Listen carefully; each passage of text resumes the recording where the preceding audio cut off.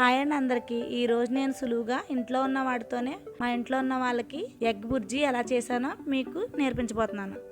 ఒక కళాయి పెట్టుకుని అందులో సరిపడగా ఆయిల్ పోసుకుని కొంచెం జీలకర్ర, సన్నగా తరిగిన పచ్చిమిర్చి, ఉల్లిపాయ వేసి సిమ్లో బాగా ఎర్రగా వేపుకోవాలి.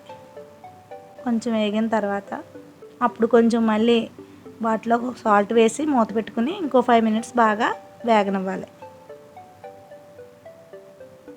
మూత పెడితే కొంత తొందరగా మగ్గుతుందండి. తర్వాత సరిపడగా కొంచెం పసుపు, సరిపడినంత కారం వేసి బాగా కలుపుకోవాలి.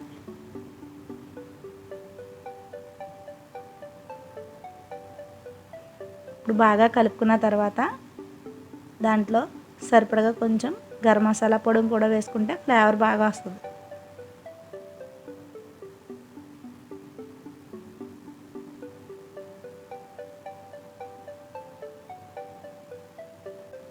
మూడు గుడ్లు తీసుకుని చితక కొట్టుకుని గిన్నెలో పక్కన పెట్టుకుని ఉంచుకోవాలి.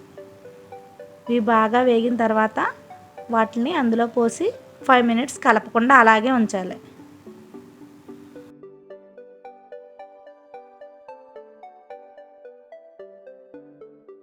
లాస్ట్ను ఫైనల్గా కొత్తిమీరతో గార్నిష్ చేసుకుంటే అంతేనండి, ఈజీగా ఎగ్ బుర్జీ రెడీ అయిపోయింది.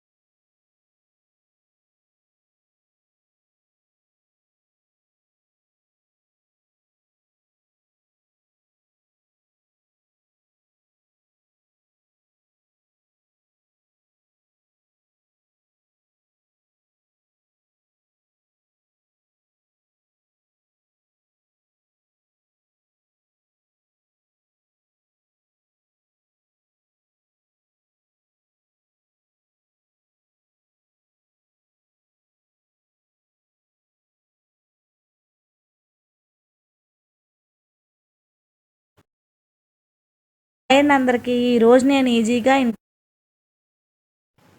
2 మినిట్స్ బాగా వేగనివ్వాలి.